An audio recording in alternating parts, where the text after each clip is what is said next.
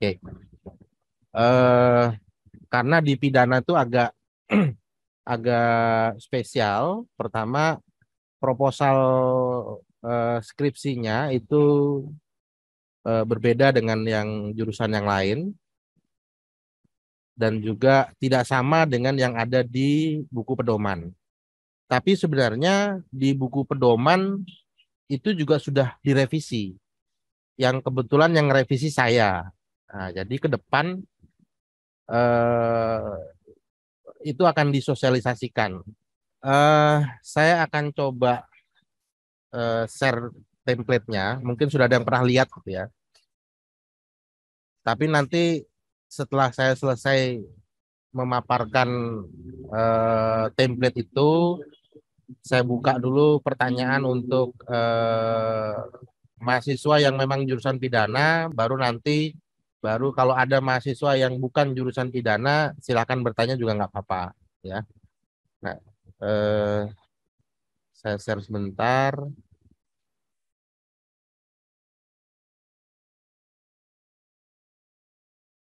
Udah terlihat ya? Terlihat, Pak. Ya, oke. Nah, ini pahami dulu filosofinya, ya. Tujuan dari template ini untuk merespon tren dunia pendidikan hari ini. Nah, tren dunia pendidikan hari ini itu sekarang semua, ya, nggak cuma S1, S2, S3, itu trennya adalah setiap karya ilmiah itu harus jadi artikel jurnal. Kalau S1 itu biasanya diminta untuk jadi artikel jurnal nasional yang terindeks Sinta, baik Sinta 1 sampai Sinta 6. Sinta 1 paling tinggi, paling rendah Sinta 6. Kalau S2 biasanya S2 dan S3 itu sudah mulai merubah tesis dan disertasinya menjadi artikel untuk jurnal internasional. Nah, jadi semua trennya ke sana. Di beberapa kampus justru sudah menjadi kewajiban, bahkan setingkat Untak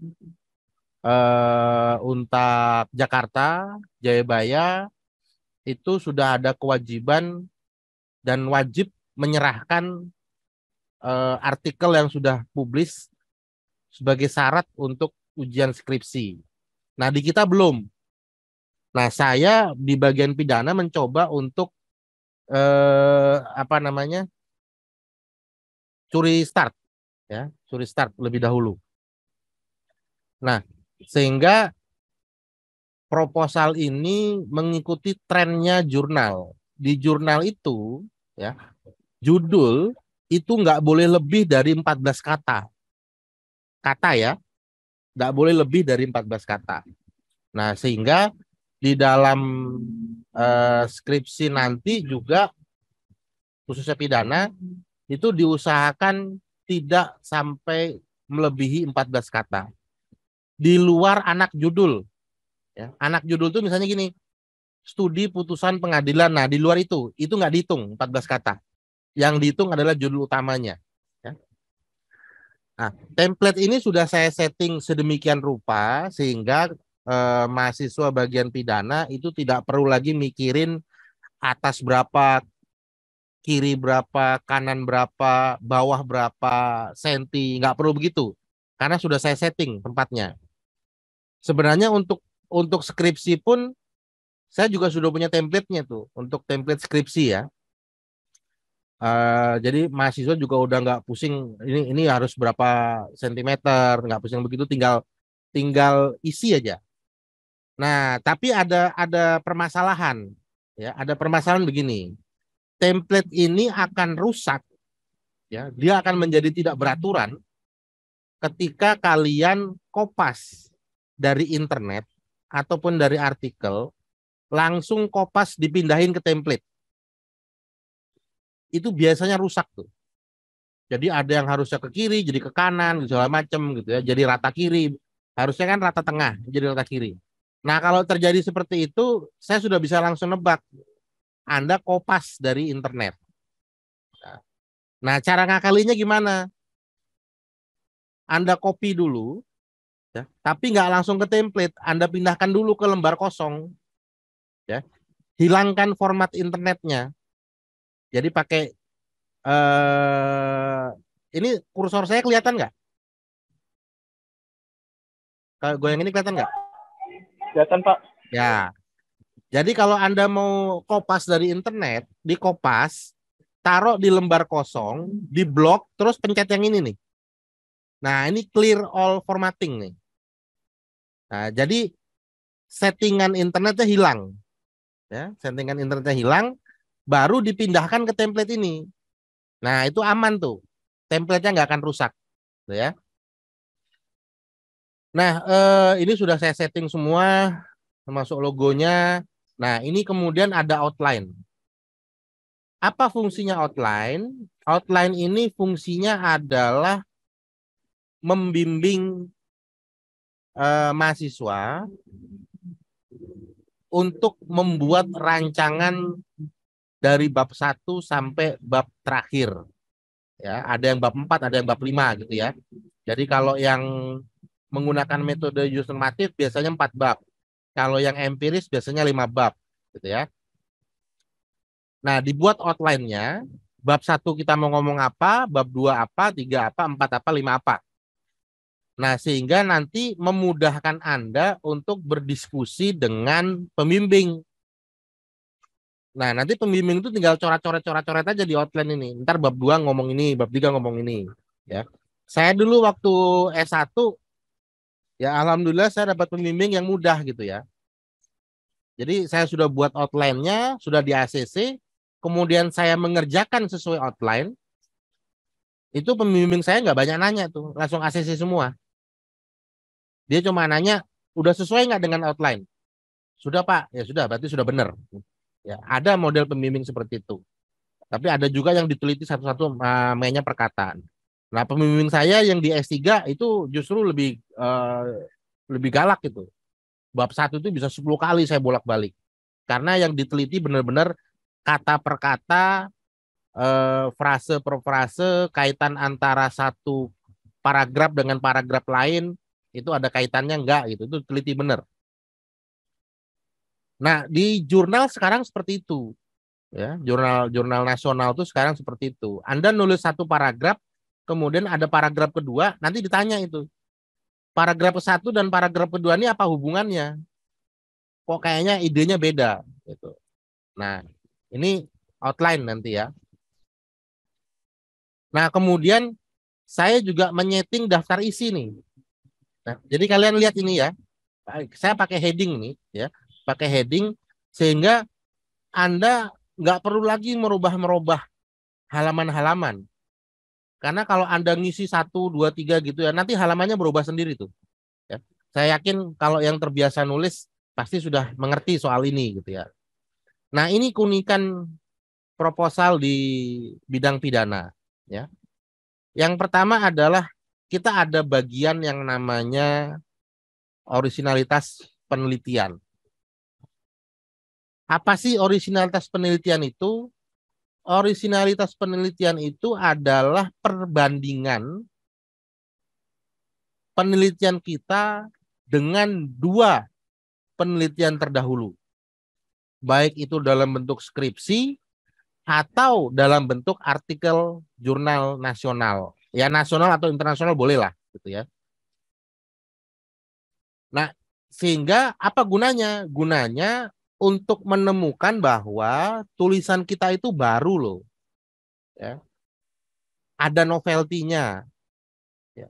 Ada kebaruannya. Makanya muncul bagian ini. Deskripsi ada nggak bagian ini? Nggak ada.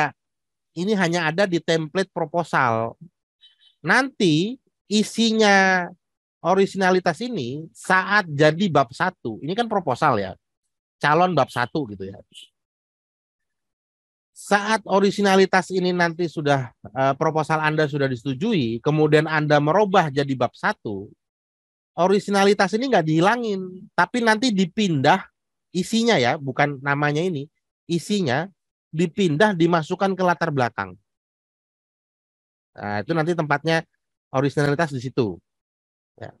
Kemudian ada pilihan kerangka teoritis dan atau kerangka konseptual. Anda boleh pilih kerangka teoritis menggunakan dua-duanya atau salah satu. Cuma umumnya di Pancasila yang paling sering digunakan ini, kerangka konseptual.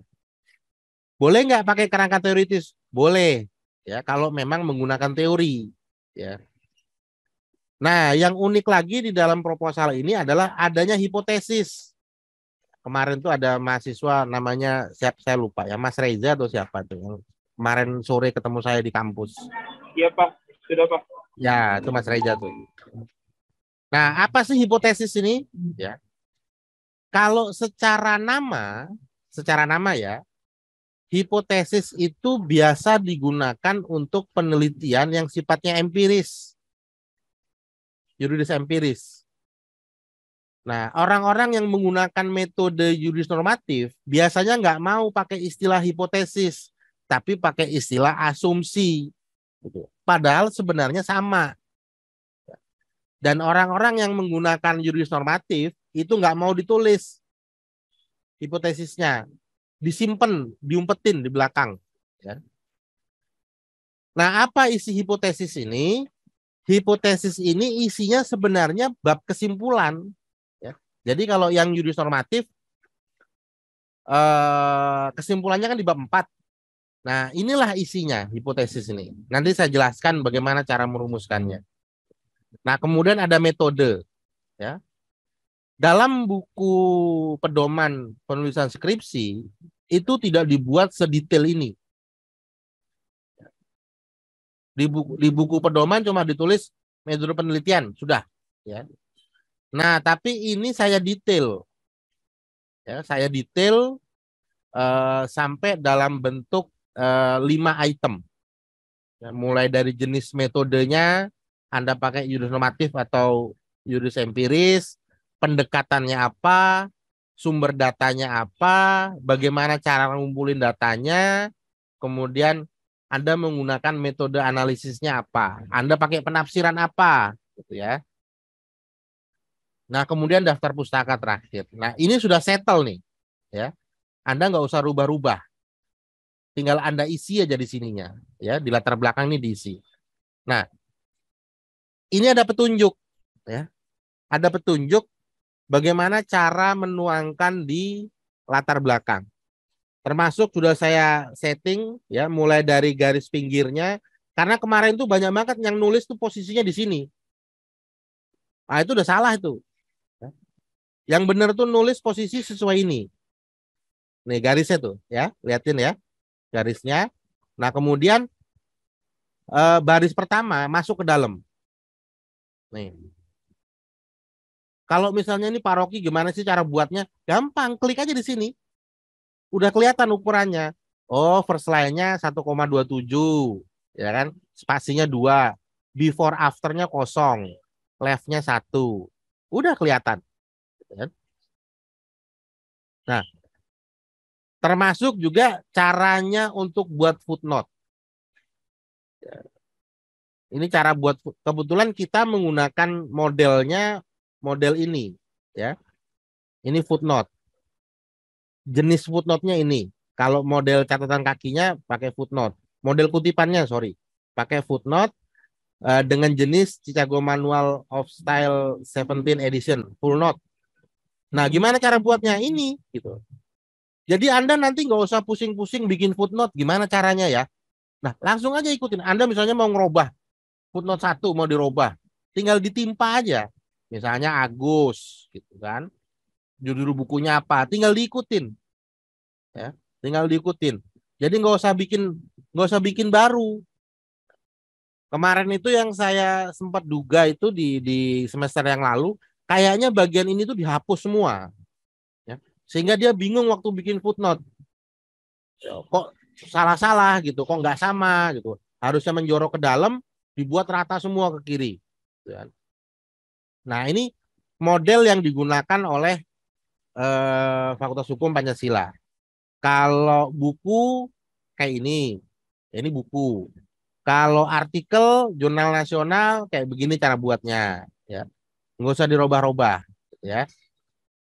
Nah, ini terus sampai ke bawah sampai ke apa namanya nih? YouTube. Nah, ini sampai ke YouTube-nya seperti ini, gitu ya. Misalnya YouTube mau kita kutip. Jadi kalau ada bilang bisa nggak ngutip dari YouTube, bisa, gitu kan. Ada caranya, gitu kan. Wawancara, kalau Anda pakai wawancara, gimana cara ngutipnya? Nah, seperti ini wawancara. Ini sorry nomor 11 lupa diisi tadi. 11 ini apa ya? Oh, putusan pengadilan. Nah, kalau putusan pengadilan begini. Putusan, misalnya putusan Mahkamah Agung ya. Mahkamah Konstitusi. Mah, Mahkamah Konstitusi nomor 21 PUU 12/2014 ya. Tanggal berapa tuh putusnya? 28 April 2015. Baru koma halaman. Halaman berapa yang dikutip? 5 misalnya. Nah, itu kalau putusan. Nanti putusan Mahkamah Agung itu juga. Nah, ini tentang footnote yang akan digunakan di dalam template. Nah, sekarang bagaimana buat apa namanya latar belakangnya? Ya. Umumnya sebenarnya kalau saya harus menjelaskan tentang latar belakang itu harusnya saya ngomong rumusan masalah. Ya. Jadi sebelum masuk latar belakang saya ngomong dulu rumusan masalah baru latar belakang. Tapi karena hari ini adalah fokusnya cara menggunakan template, maka inilah panduannya. Ya. Diungkapkan antara yang seharusnya dengan hal yang terjadi. Ya, diungkapkan kesenjangannya. Ya. Nah ya nanti di akhir dari latar belakang itu ditutup dengan kalimat ini. Ya. Baru masuk pokok permasalahan. Nah tadi ada orisinalitas ya. Nah disinilah letaknya kalau sudah jadi bab 1, ya misalnya kan tadi sekarang proposal masih. Nanti kalau sudah jadi bab 1, orisinalitas itu ada di sini nih. Letaknya itu di sini. Orisinalitas. Dipindahin semua isinya. Isinya loh ya, bukan subbabnya, isinya. Ini. Oke. Nah, baru pokok permasalahan. Ya, kita di kampus kalau saya baca di buku pedoman kita menggunakan istilah pokok permasalahan. Ya, tapi di beberapa kampus menggunakan istilah rumusan masalah. Nah, kita ngikutin yang kampus, ya, pokok permasalahan. Nah, ini sudah disetting juga nih, ya, sudah disetting juga. Kalimatnya seperti ini, ya. Ini jangan dirubah. Kalau Anda ketemu kata peneliti, itu yang dimaksud adalah Anda. Ya. Jadi nggak usah diganti lagi, nggak usah diganti penulis, atau nggak usah diganti saya, gitu ya. Nah ini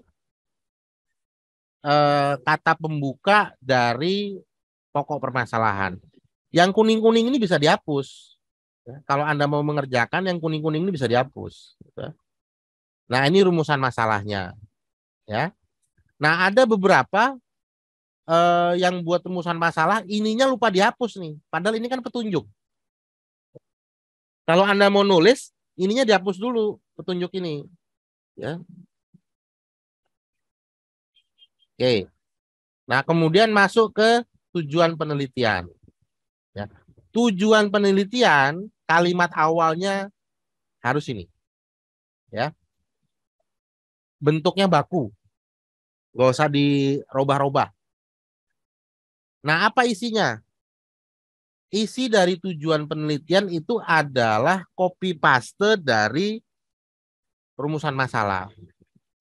Cuma ditambahkan ini, kalimat ini. Ya, ya. Harus ada kalimat untuk mengetahui dan menganalisis. Ya, mengenai. Nah, sisanya ini adalah kopas dari yang nomor 1 dari sini. Nah, kita hilangkan bagaimananya nggak usah diambil, ya.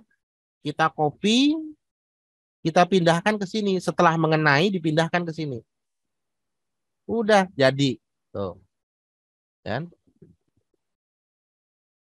Nah, banyak kemarin semester lalu mengenai ini kata bagaimananya masih ngikut tuh. Di kopinya masih ngikut. Hah? Jadi akhirnya dimarah-marahin sama pembimbing teknisnya. Ini nggak usah ngikut. Itu pertama. Terus tujuan penelitian jangan pakai tanda tanya lagi. Karena itu sudah di rumusan masalah. Nanti yang nomor 2 juga sama. Yang nomor 2 untuk mengetahui dan menganalisis mengenai. Nah, kita lihat aja di sini cara gampangnya. Ini aja kita kopas. Sorry. Ini kita kopas sampai sini. Ya. Copy, pindahkan ke sini. Red. Jadi sudah tujuan penelitian. Titik. Udah. Jangan pakai tanda tanya. Titik. Makanya di sini saya kasih kode, saya kasih tanda, sesuaikan dengan pokok permasalahan. Nah, ini yang saya sebut tadi originalitas penelitian atau state of art, ya, kebaruanmu. Ya. Untuk kalimat inilah nanti yang dipindahin. Jadi yang dipindahin ini semua dipindahin, ya. Kedua penelitian dipindahin, ya. Kemana dipindahinnya? Nanti kalau sudah jadi bab 1, ya, kalau sudah jadi bab 1, kalau masih proposal jangan. Dipindahinnya ke sini. Nih, di sini dipindahinnya. Oh, ya. Tapi nanti kalau sudah jadi bab 1, ya. Kalau masih proposal belum, ya. Belum wajib dipindahin. Tetap adanya di sini. Jadi ininya nggak usah ikut dipindahin nih. Ya, kemarin tuh banyak ininya dipindahin waktu jadi bab 1, ininya dipindahin juga. Jadi pembimbing teknisnya yang nggak tahu template ini ngomel-ngomel, ini model dari mana nih gitu. Ya. Karena tadi belum ada sosialisasi ke dosen-dosen tentang template ini. Nah, itu persoalan di kita itu ya. Nah, apa misalnya Anda mau pakai skripsi, mau pakai artikel boleh ya. Cara menuangkannya seperti ini. Kalau artikel ya, namanya siapa? Dalam bentuk apa? Skripsi atau artikel? Ya. Kalau dia artikel tulis dengan judul. Nah, kasih tanda koma, baru nanti judulnya di sini. Ya, judul misalnya eh, kewenangan hakim dalam menetapkan saksi sebagai tersangka, kan? Itu judulnya. Nanti ditulis nama jurnalnya apa? Ya. Contoh jurnalnya misalnya nama jurnalnya USM Law Review. Nah, dia volume berapa itu? Volume 1 misalnya. Nomornya nomor berapa? Setiap jurnal itu ada volume, ada nomor. Kecuali jurnal-jurnal yang terbit di bawah tahun 2012, 2010, 2010, 2012 biasanya nggak pakai volume, langsung nomor. Ya, misalnya nomor 2. Nah, tahunnya 2022. Nah, mengenai tahun ya, kita juga mengikuti trennya jurnal. Di jurnal itu referensi buku ya itu 5 tahun ke belakang. Ya. Ini saya ngomongin jurnal dulu nih, jurnal apa ngomongin artikel di jurnal-jurnal nasional 5 tahun ke belakang. Kalau dia pakai artikel referensinya itu 3 tahun ke belakang. Ya. Tapi untuk kita Fakultas Hukum saya nggak mau sampai 5 tahun, ya, terlalu dekat, kasihan kalian nyarinya. Ya. Cukup sampai di 10 tahun ke belakang. Nah, tapi kalau kalian pakai artikel, ya tetap 3 tahun ke belakang. Berarti kalau sekarang 2002, Anda boleh pakai artikel di 2020, ya. Kecuali, gitu ya, kecuali semua aturan itu pasti ada kecualinya. Kecuali judul itu memang tidak pernah ada lagi yang bahas kecuali tahun 97 misalnya. Ya boleh dipakai. Boleh dipakai. Tapi kalau misalnya ada yang bahas yang tahun terbaru, gunakan tahun terbaru. Nah, apa yang perlu dibahas di situ? Rumusan masalahnya, biasanya kalau artikel itu rumusan masalahnya cuma satu. Biasanya, gitu ya. Disebutkan apa rumusan masalahnya, kesimpulannya dia apa? Dikutip utuh Ya, jangan ada yang dikurangi satu huruf pun. Ya, nggak boleh Anda menyimpulkan sendiri. Ini sudah kesimpulan terus Anda simpulkan lagi, jangan. Isi kesimpulannya dikutip utuh. Ya, dikutip utuh semua. Kalau misalnya skripsi juga gitu, ya, kesimpulannya dikutip secara utuh. Nah, tapi setelah dibuat ini, Anda jelaskan nih, ini penjelasannya. Maka calon peneliti gitu ya menguraikan letak persamaannya dengan kedua artikel tersebut atau misalnya lebih gampang gitu ya, dengan penelitian terdahulu tersebut di atas ya. Apa persamaannya ya? Dan apa perbedaannya? Disebutkan, Anda cerita di sini. Apa perbedaannya? Kalau kita tahu persamaannya apa, perbedaannya apa, nanti akan ketahuan Anda mau ngambil sisi mana. Ya. Kalau misalnya seperti ini, saya kasih contoh ya, seperti ini. Anggaplah ini judul, ya, judul dari eh, penelitian terdahulu. Oh, ini orang ini bahas hakim untuk memutuskan atau menetapkan saksi yang di persidangan sebagai tersangka. Saya juga mau nulis ini. Gimana caranya supaya beda? Oh, gampang bedanya. Tinggal tambahin, ya, berdasarkan perspektif hak asasi manusia. Beda sudah. Ini yang kamu jadiin judul misalnya. Karena tadi awalnya kan nggak pakai tuh, ya. Nah, terus kamu nulis hal yang sama, tapi dengan cara yang berbeda, ya. Tambahkan, ya. Cuma di atasnya harus dirubah kalimat ini, jangan sampai sama benar, ya. Misalnya tambahkan hak absolut hakim dalam menetapkan seorang saksi sebagai tersangka, kita rubah lagi dalam proses persidangan pidana. Beda sudah. Judulmu beda jadinya. Ruang lingkupnya sama, temanya sama, ya. Tapi kamu menggunakan konsep yang berbeda, maka itu berbeda. Gitu cara cara bikin judul itu seperti itu. Makanya kita perlu lihat penelitian-penelitian terdahulu supaya kita tahu di mana persamaannya, kita tahu di mana perbedaannya, dan kemudian kita tampil dengan hal yang baru. Ya. Nah, satu hal lagi dalam bentuk judul, coba diperhatikan ya, jurnal-jurnal yang sudah tingkat nasional, ini nggak boleh nih pakai misalnya gini, analisis yuridis. Ini nggak boleh, mereka nggak mau nih. Mereka nggak mau. Ya. Atau misalnya kita pakai lagi, kita ganti deh, tinjauan, nggak boleh. Ya. Kenapa nggak boleh? Anda ini orang hukum, pasti nulisnya ilmu hukum, pasti analisisnya hukum, yuridis itu kan hukum. Jadi nggak perlu disebutkan lagi. Dan itu memperpanjang kata itu. Ya. Nah, misalnya begini ya. Oke, saya balikin ke awal. Oke. Nah, inilah. Di sini Anda di bagian akhir cerita. Ini loh yang mau saya soroti. Kan? Sebagai pembeda dengan yang di atas. Nah, kemudian kerangka teoritis atau kerangka konseptual. Ya, Anda boleh pilih nih. Ya, ini bisa dihapus soalnya kan. Nah, cuma sudah saya setting di sini. Nah, ini contoh skripsi dulu ya. Bukan dulu. Yang kemarin ada di Pancasila, tapi bukan saya pembimbingnya. Kalau saya nggak mau pakai ini nih, nggak mau saya. Ya. Biasanya kalau saya langsung di sini aja. Ini saya hapus biasanya tuh. Tapi ini judul yang ada di Pancasila kemarin. Nah, konseptual itu, ya, itu adalah konsep-konsep yang ada di judul.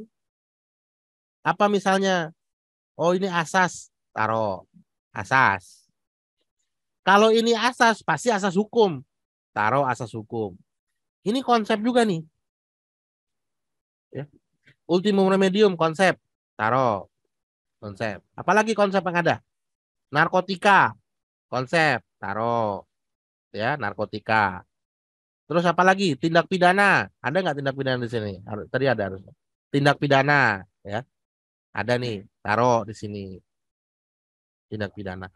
Nah, itu konseptual itu, ya kerangka konseptual. Ya. Kalau misalnya nanti Anda mau bikin kerangka teoritis, berarti Anda bagi dua ini, ya. Anda bikin di sininya misalnya A dan B. A-nya kerangka konsep apa kerangka teoritis, B-nya kerangka konseptual. Kalau mau dibikin dua, ya. Nah, kemudian hipotesis. Eh ini penjelasan ya, penjelasan dari hipotesis. Ya, hipotesis itu asumsi dugaan sementara, jawaban atas pokok permasalahan yang berfungsi sebagai kesimpulan sementara. Ya. Sebenarnya itu kalau bagi saya ya, itu bukan kesimpulan sementara sebenarnya. Itu udah kesimpulan tetap itu. Ya. Cuma untuk mengantisipasi, bukan untuk mengantisipasi, untuk menampakkan bahwa kita objektif sehingga disebut sementara. Saya selalu sering katakan ke mahasiswa, ya. Contoh yang paling saya selalu pakai contoh yang paling gampang. Ya. Contoh yang paling gampang misalnya, sebentar ya. Oke.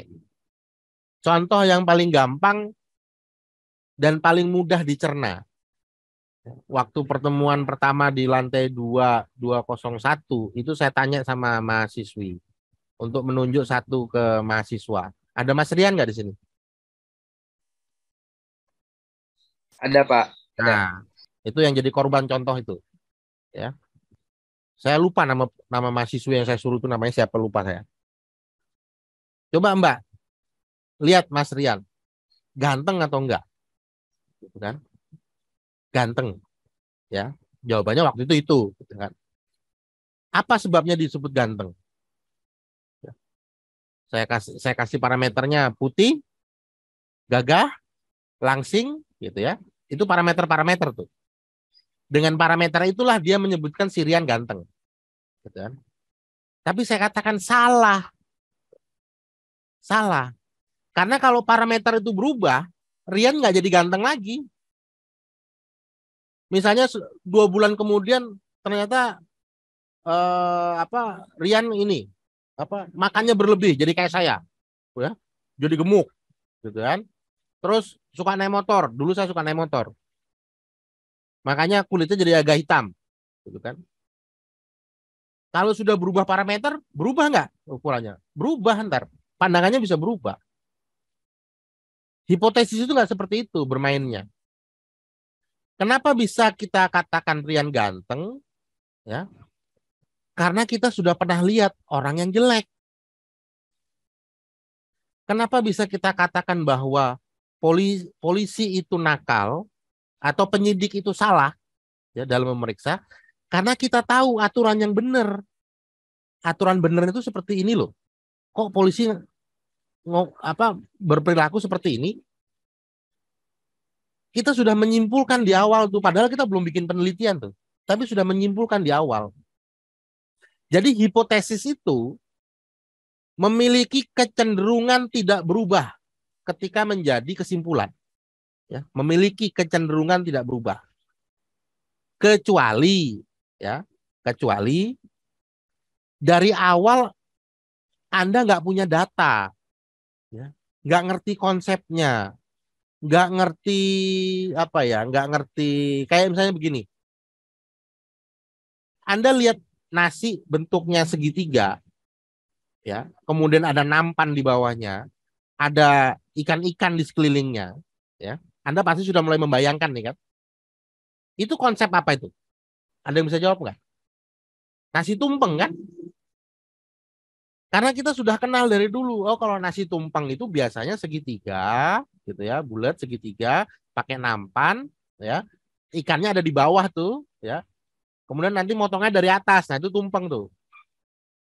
Ya. Tapi nanti akan berubah pandangan kita ketika kita ketemu tumpeng yang bentuknya segi empat misalnya atau trapesium. Loh, ternyata ada tumpeng trapesium ya. Ada penemuan baru gitu. Nah, itu baru bisa berubah. Tapi kalau perilaku hukum yang berdasarkan pada undang-undang itu kan berubahnya lama. Sehingga hipotesis itu punya kecenderungan tidak berubah ketika menjadi kesimpulan.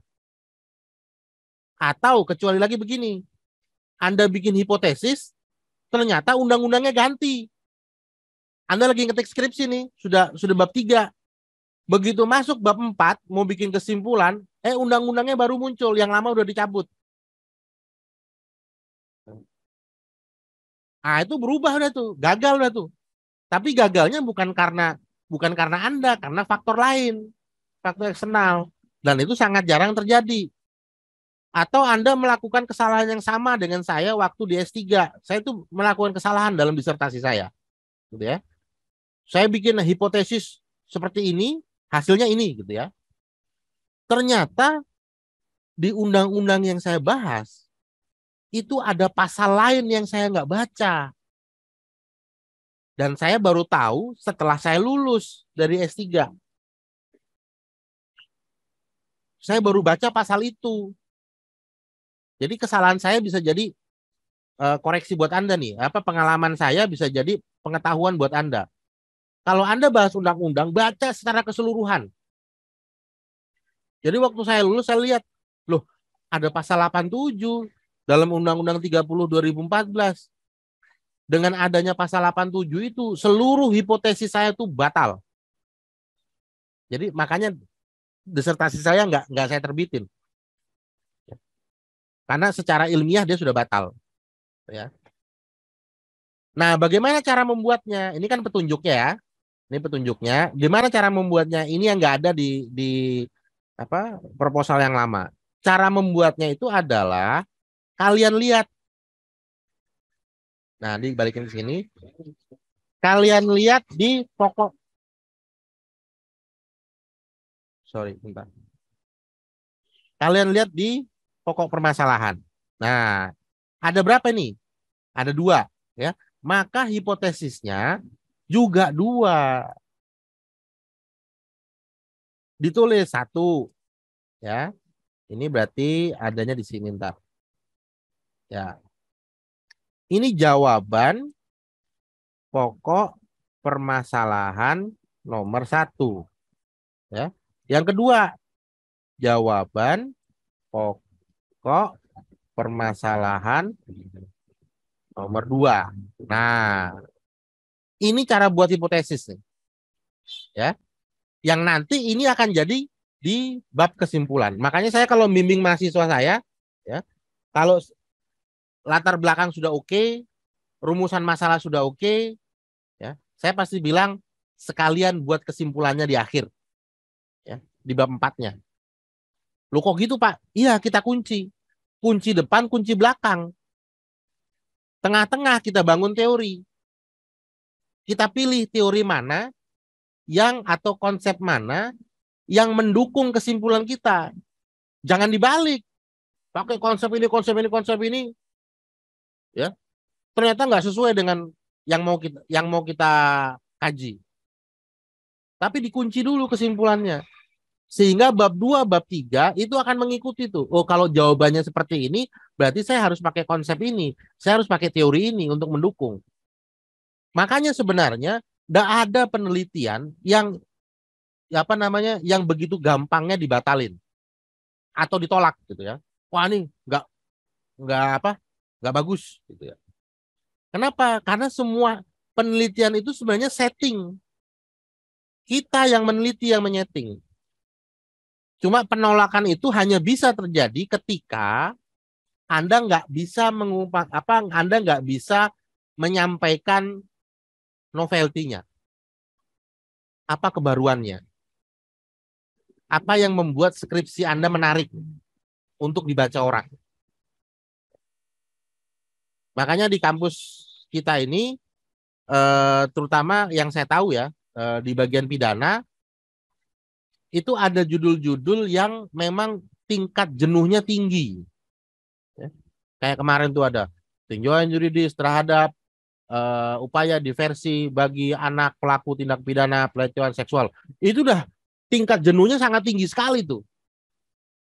Udah banyak banget orang yang bahas itu. Analisis yuridis terhadap pencurian dengan pemberatan. Itu udah pasti ditolak-tolakin. Ya. Sudah pasti ditolak-tolakin. Nah, kebaruan itulah yang harusnya dijadikan judul. Ya. Sehingga berbeda dengan umumnya. Gitu. Nah, ini metode. Kalau metode itu biasanya relatif sedikit lebih baku ya. Kita nggak bisa terlalu banyak bermain di sini. Tapi lihat di buku pedoman metodenya apa. Nah, cuma di sini yang ada penambahannya. Metode pendekatan. Di pedoman kampus nggak ada ini. Ya. Tapi saya tambahkan ini. Kenapa? Karena memang setiap metode penelitian itu pasti ada metode pendekatannya. Apa metode pendekatannya? Kalau dia yuridis normatif, ini wajib. Ya. Bukan pilihan, wajib. Kalau yuridis normatif. Karena pasti Anda bahas undang-undang. Di setiap undang-undang pasti ada konsep. Ya. Kalau Anda baca undang-undang di pasal satunya, pasal 1 itu kan ketentuan umum. Itu isinya konsep-konsep itu. Penyelidikan adalah itu konsep tuh. Jadi pasti menggunakan konsep. Kemudian pendekatan kasus. Harus Anda sebutkan di sini. Kasusnya kasus apa yang Anda pakai? Karena disitulah kesenjangan sosialnya. Ya. Kesenjangan hukumnya ada di situ. Nah, Anda harus jelaskan apa itu pendekatan undang-undang. Ya. Nah, tapi kalau yang menggunakan pendekatan empiris, gitu ya, ini yang tidak pernah dibahas di kampus. Seolah-olah kalau Anda wawancara itu sudah empiris. Padahal enggak. Wawancara kita pakai metode yuris normatif, terus kemudian kita pakai wawancara, itu tidak merubah dia menjadi empiris. Karena wawancara itu sifatnya hanya konfirmasi. Ya. Bukan pencarian data itu. Dia hanya konfirmasi saja. Tapi kalau kita mau serius tentang apa itu empiris, gitu ya, Anda harus menggunakan pendekatan ilmu sosial. Harus ada. Nah, itu jadi masalah tuh. Makanya kadang-kadang disebut juga sebagai pendekatan metode penelitian yuridis sosiologis karena ada ilmu sosialnya. Kalau misalnya murni empiris mau diterapkan, Anda pakai angket, pakai statistik, ya. Anda wawancara itu apa? Wawancara tertutup atau wawancara terbuka? Ya. Sampelnya pakai sampel berapa? Rumit. Ya. Saya juga nggak menguasai, tapi saya tahu. Cuma saya nggak menguasai gitu ya. Nah, jadi hati-hati dalam menentukan metode. Penentuan metode tergantung rumusan masalahnya. Kalau Anda bertanya, bagaimana efektivitas, ya kemarin itu siapa yang sempat diskusi sama saya itu ya, bagaimana efektivitas misalnya Undang-Undang Nomor 1 Tahun 74. Kalau sudah ada kata efektivitas, berarti Anda pakai ini. Anda harus turun lapangan tuh. Ya. Kuesioner Anda harus buat, ya. Statistik Anda harus punya, data primer dalam bentuk wawancara terhadap pelaku-pelakunya Anda harus punya tuh.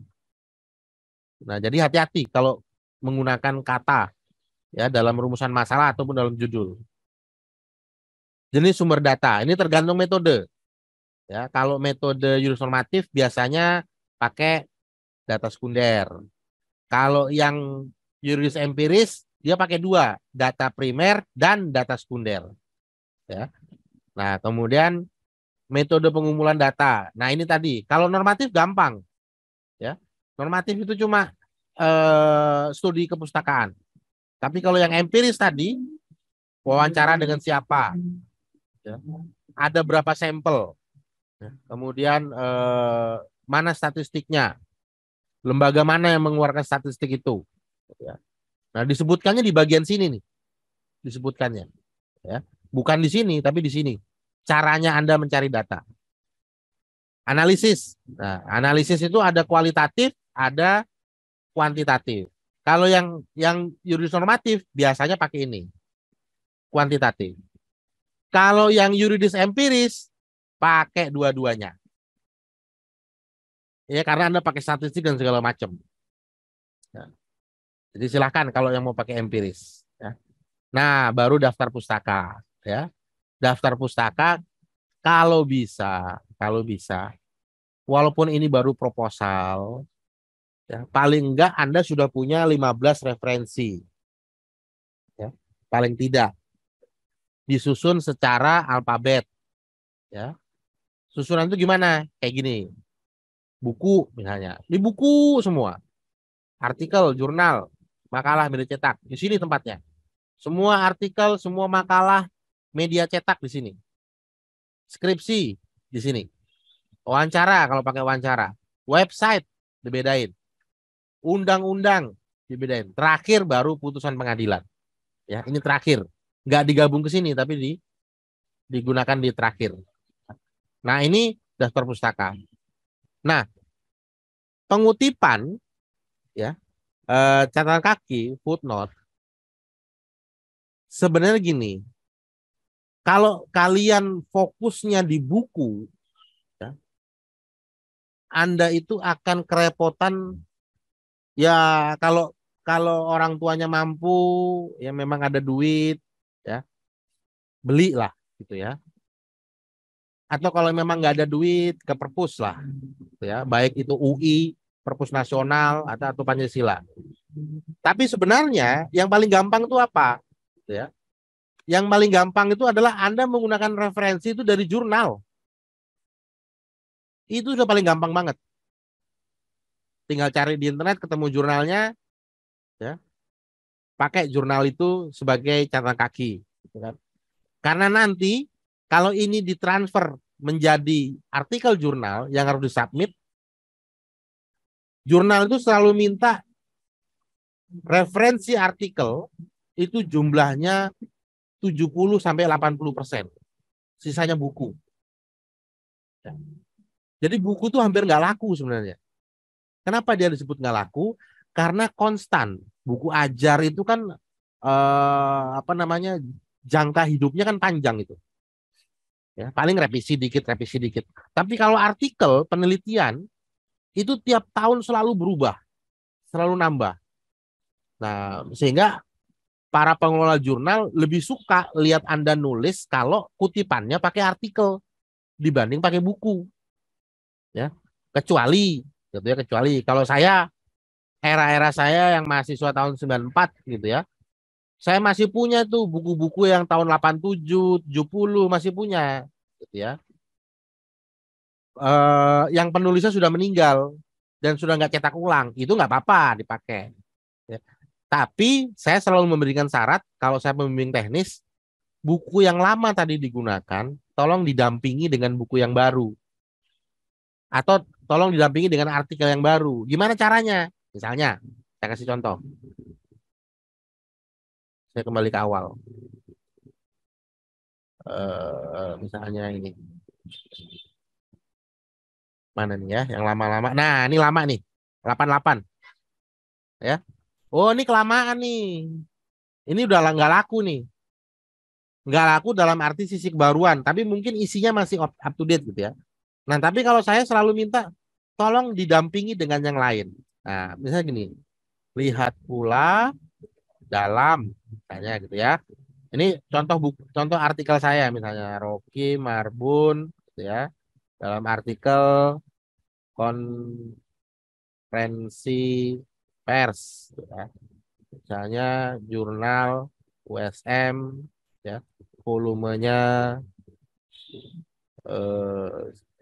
eh, sorry, satu, nomor dua. Nah, tahun 2021, ya, halaman 1 misalnya. Ini didampingi nih. Ini yang disebut sebagai didampingi dengan yang baru. Kalau Anda di awalnya ada tahun-tahun tua tuh, ya. Contoh, kalau nanti yang pembimbing teknisnya saya pasti saya gituin. Gunanya apa? Saya mau ngecek Anda baca atau enggak sih sebenarnya gitu loh. Belajar atau enggak sih sebenarnya, itu aja gitu gunanya. Ya. Nah, jadi template ini jangan nggak usah lagi dirubah ininya kanan kirinya. Anda tinggal isi aja. Ya. Oke, sampai di sini ada yang ingin tanya nggak? Saya buka pertanyaan untuk mahasiswa yang bidang pidana dulu. Nanti kalau ada bidang yang lain, habis itu nanya boleh. Silakan kalau ada yang mau bertanya. Bapak, saya izin bertanya. Ya, Mbak Bunga. Pak, kalau misalnya metodenya tuh kan normatif, tapi saya juga mau melakukan penyebaran kuesioner melalui Google Form, itu masuknya ke penambahan ini doang ya Pak, data atau gimana? Jadi gini, saya share lagi ya. Saya share lagi. Oke, jadi Mbak mau pakainya normatif kan? Iya Pak. Terus tapi mau ada wawancara gitu. Iya, penyebaran Nah, kuesioner gitu. oke. Berarti di sini di metode ya, di metode. Nah, kita sudah menentukan nih, ya, kita sudah menentukan metode kita juris normatif gitu ya. Misalnya ini ya, metode juris normatif. Nah, ditambahkan di sininya.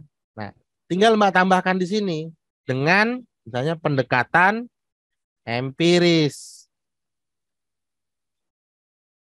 Tambahkan ini.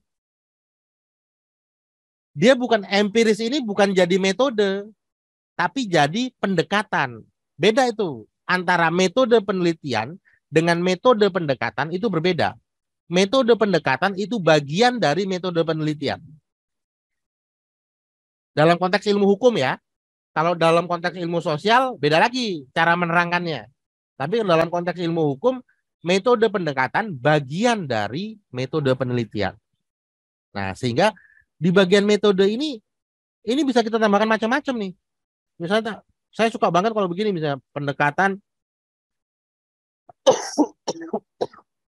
filsafat.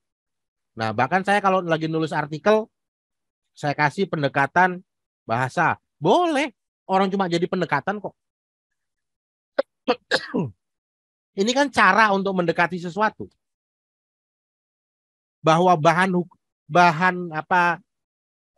hukumnya adalah bahan hukum primer, nggak jadi masalah.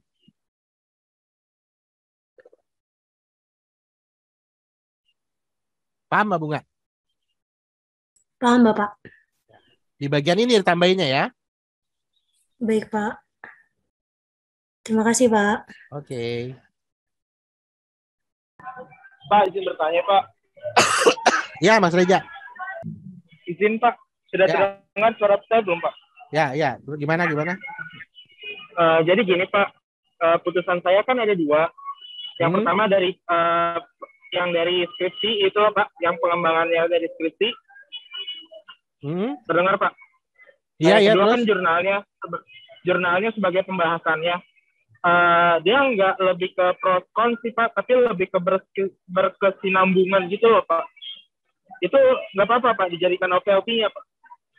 Tetap harus kamu kritik mana kelemahannya. Karena nggak ada penulisan yang nggak ada kelemahan. Semua ada kelemahan. Kamu harus cari apa kelemahannya.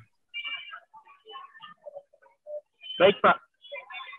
Oh, berarti gini Pak, maaf Pak, sebelumnya Pak. Soalnya dari proposal saya yang kemarin lalu, yang dari pengembangan skripsi yang saya temukan Pak, bahwa dari yang putusan tersebut tetap mengungkit bahwa dari Undang-Undang Nomor 70 Tahun 2020 Pak, tetap itu sih yang tentang kebiri kimia itu Pak. Kamu originalitas itu nanti saya masuk. Mas Reja pakai originalitasnya apa aja? Artikel sama apa? Artikel sama bahan skripsi Pak. Sama skripsi, bukan bahan skripsi. Iya, masih sama skripsi Pak. Berarti skripsi 1, artikel 1 gitu kan? Iya Pak, betul Pak. Nah, kamu cari apa kelemahan skripsi itu, apa kelebihannya. Yang artikel juga gitu. Cari apa kelemahannya, apa kelebihannya. Nah, saya kasih clue dari sekarang nih, ya. Artikel yang kamu baca itu salah satu kelemahannya adalah dokter itu lebih tunduk kepada kode etik dibanding undang-undang. Jaksa itu tidak punya hak secara hukum untuk memerintahkan dokter agar melakukan kebiri kimia. Terima kasih, Pak. Hah? Terima kasih, Pak. Ya, Ya, itu saya paham, Pak. itu kelemahannya tuh. Baik, Pak. Ya. Oke, ada lagi yang lain? Yang pidana udah habis?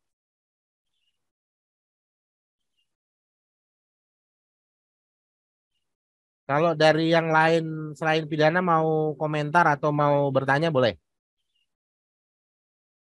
Karena biasanya kalau di perdata saya jadi pembimbing teknis tuh.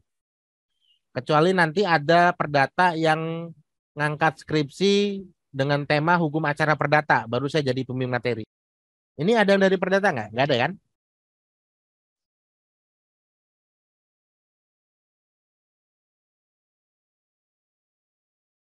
Oke ya.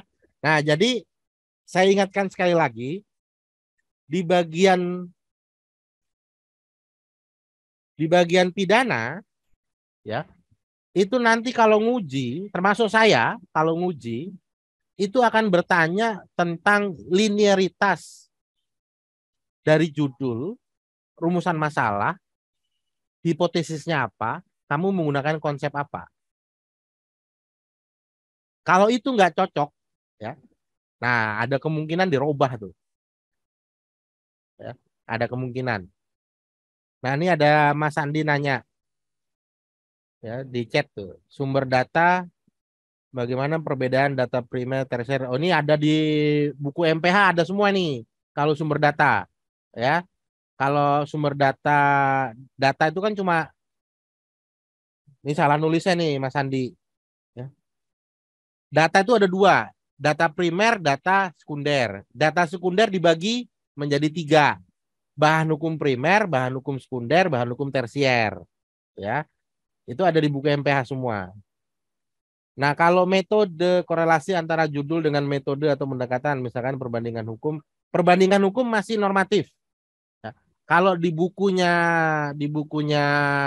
Suryono Sukanto, termasuk meneliti asas, meneliti norma itu masih normatif. Ya, jadi nggak perlu pakai ke empiris. Walaupun perbandingannya ke luar negeri, jadi nggak perlu ke Portugal, Mas.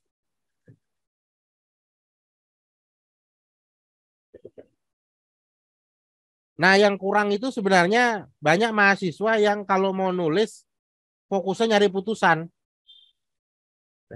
Padahal pasal-pasal di undang-undang itu banyak yang bermasalah tuh. Kan kita bisa kritik pasal. Itu juga masih normatif. Gitu ya. Kritik pasal itu paling gampang, ya, undang-undangnya ada, pasalnya ada, referensinya banyak. Itu paling gampang, ya.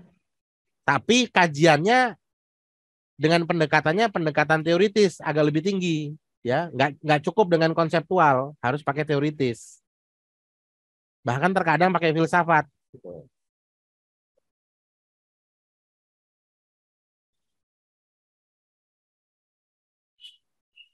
Ada lagi yang mau ditanyakan? Nanti untuk yang jurusan pidana, admin dari Sempro sudah membagikan flyernya ya.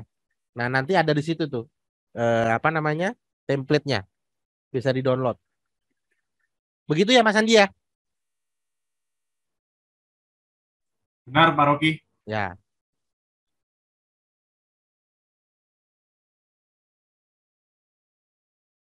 Sudah jelas semua?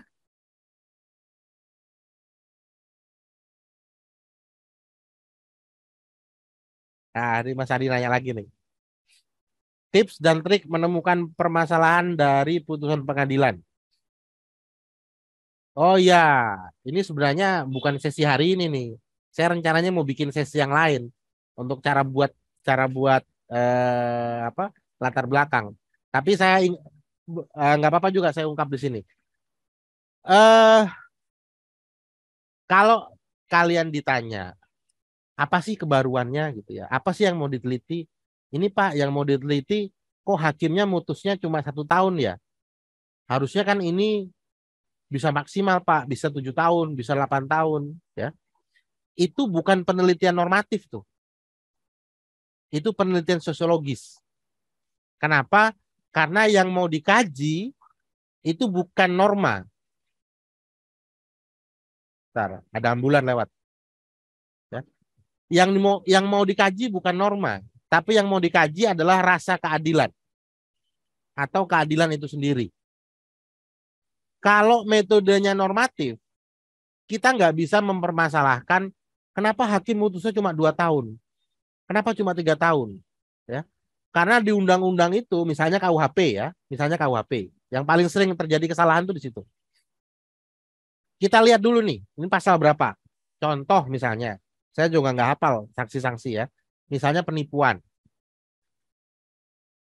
Kalimat terakhir dari pasal penipuan itu pasti bunyinya diancam pidana penjara paling lama, ya, misalnya 4 tahun, gitu ya. Dari sisi teori, ya, secara teori, kalau disebut paling lama, artinya paling sebentar itu adalah 1 hari. Atau paling cepat 1 hari. Paling lamanya 4 tahun. Sehingga hakim itu bisa memutus. Mau 2 bulan, mau 3 bulan, mau 1 tahun, bahkan mungkin mau 6 tahun setengah. Mau 3 tahun setengah, sepanjang tidak lewat dari 4 tahun, ya, dia sah secara hukum. Karena dia nggak melanggar. Atau misalnya undang-undang korupsi ya, di yang pasal 3 misalnya, ya, minimal 1 tahun, maksimal 4 tahun. Kalau hakim mutusnya 2 tahun, secara normatif sudah benar, nggak ada permasalahan di situ. Kecuali hakimnya mutusnya 2 bulan, padahal minimalnya 1 tahun. Atau misalnya mutusnya 7 tahun, padahal maksimalnya 4 tahun. Baru itu namanya penelitian normatif. Karena hakimnya melanggar norma. Jadi yang namanya normatif itu yang sekarang dipahami ya, umumnya adalah pelanggaran terhadap norma. Ya. Itu yang umum dipahami, yang umum digunakan. Tapi kalau Saudara Sukanto tuh normatif itu bisa perbandingan hukum, bisa sejarah hukum, ya, bisa harmonisasi, bisa penelitian asas. Ada 5 modelnya kalau Saudara Sukanto. Ya. Cuma umumnya yang digunakan yang namanya metode penelitian juridis normatif itu artinya ada yang melanggar norma. Norma apa aja? Bisa jadi norma hukum materialnya, ya, atau norma hukum acaranya. Nah ini hati-hati dalam merumuskan. Misalnya begini, Pak saya nggak setuju karena dia diputus bebas. Harusnya bersalah Pak. Kalau saya bertanya seperti itu, ya, saya akan lanjutkan pertanyaannya. Hakim itu memutus dasarnya apa? Ya, dasarnya pasti dakwaan. Ya, dasarnya hakim itu memutus dakwaan, bukan tuntutan, tapi dakwaan. Lihat dakwaannya. Jangan-jangan jaksanya yang salah dalam memutus, gitu ya. Tapi kalau misalnya Pak dia ini bebas, saya kepinginnya dia ini sebenarnya bersalah. Dilihat di pertimbangan hukumnya yang menimbang bahwa. Nah, cek di situ dulu tuh. Kalimat mana yang secara teori, secara norma, secara konsep salah. Kalau misalnya nggak ada, lihat dakwaannya. Oh, ternyata dakwaannya dakwaan tunggal. Sedangkan fakta persidangan nggak sesuai. Oh ya jelas aja bebas.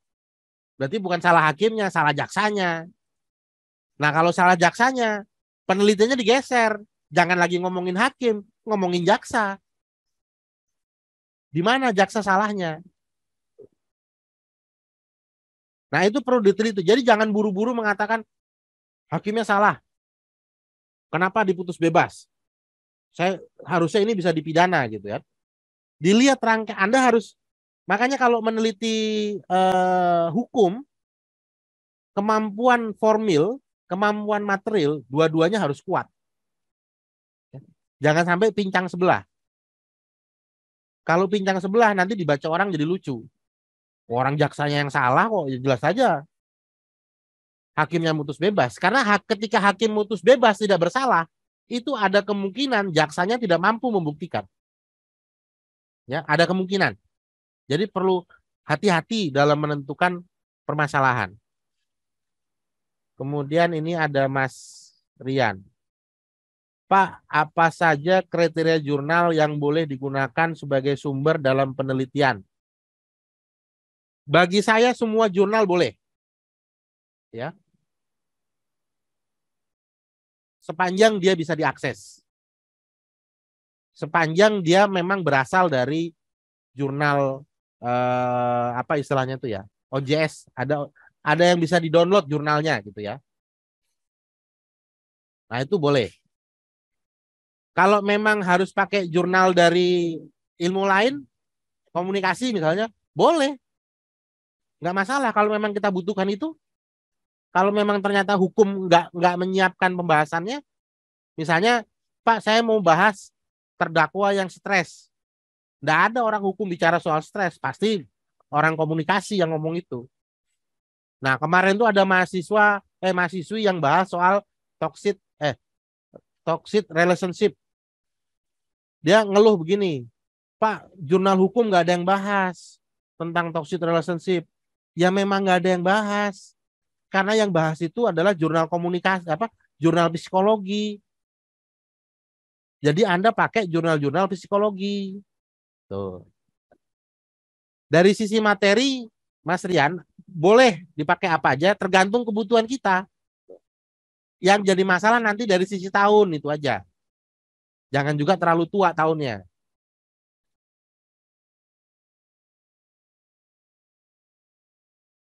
Kemudian ada Mbak Maudi.